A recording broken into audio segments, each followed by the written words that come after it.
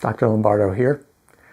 Before we get into a discussion of the nature of science, I want to emphasize the importance of critical thinking and highlight this as a major component of scientific training.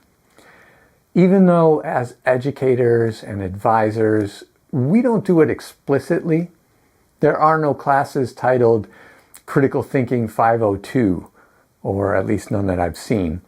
Instead, it's more indirect, though perhaps we would do well to draw a more direct connection. I've said for a long time that we don't teach enough of the philosophy of science, but I'll save that for another video. The reason critical thinking is so important will become apparent as we review our understanding about the nature of science. So let's begin with a simple definition. What is science? How would you define it? I would encourage you to take some time and think about this question. If you can't come up with a specific definition, maybe jot down some bullet points or some keywords. Remember, a definition doesn't have to be overly complex. In fact, simple is usually better. So what do we come up with? Well, science is an evidence-based approach to understanding the natural world. So in short, science is the process of creating new knowledge. Note that this includes exploring the limits of existing knowledge, something we do every time we test existing theories and laws under different contexts. Typically, questions arise through a lack of good understanding about some observable phenomenon. And these questions lead to a hypothesis, which gives us a starting point of a potential explanation. Now, care should be taken in this step. And in fact, we can identify several important characteristics of a strong hypothesis. First, it should include prior knowledge. Even groundbreaking work is rooted in our existing laws and theories. And in this regard, I would steer you towards using a deductive framework, though this is somewhat dependent on the context. Second, it needs to be testable. This means using experimental and/or observational methods. Hypotheses that cannot be tested are outside the realm of science. Third, a good hypothesis needs to be falsifiable. This, of course, is straight from Karl Popper's contribution to the modern scientific method and is key to interpreting the results of a hypothesis. This allows us to definitively say when a hypothesis is wrong. Finally, a good hypothesis should follow the principle of parsimony. The simplest explanation is usually the best, and biologically there are good reasons for this.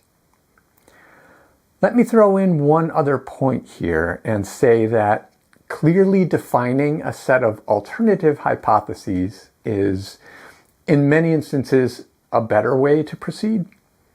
For more on the use of multiple competing hypotheses, see Platt's strong inference paper from 1984. This is a really important paper. I strongly encourage you to familiarize yourself with it. So we have some question about how the world works. You've developed a good hypothesis and carried out appropriate experimental procedures. This netted you new information in the form of raw data. You can now evaluate this new information to determine the level of support for your hypothesis. Generally, this is done using any number of analytical procedures. Hopefully, you took the time to consider the type of data your methods would produce and already have the correct analytical methods mapped out. Statistical analysis is not something I'm planning to cover, at least not at this time. There are so many great videos out there, but who knows, maybe I'll change my mind. One important thing to note here. Notice I said you are evaluating the level of support. I did not say that the experimental data proves anything. And this is an important point. Biological scientists do not go around proving things. They evaluate evidence for proposed hypotheses.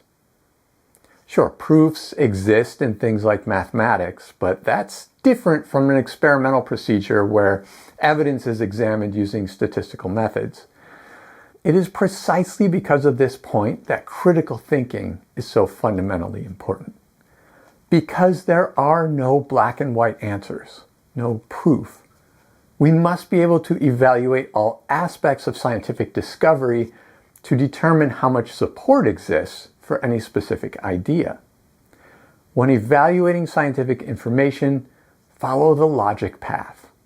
Ask yourself, what are the assumptions inherent in this work? Are they likely to be valid? Putting it all together, we now have a better understanding of science, including a simple yet appropriate definition, as well as a clear need for strong critical thinking. Moving forward, both of these will serve us well. Okay, that's all for now. See you next time.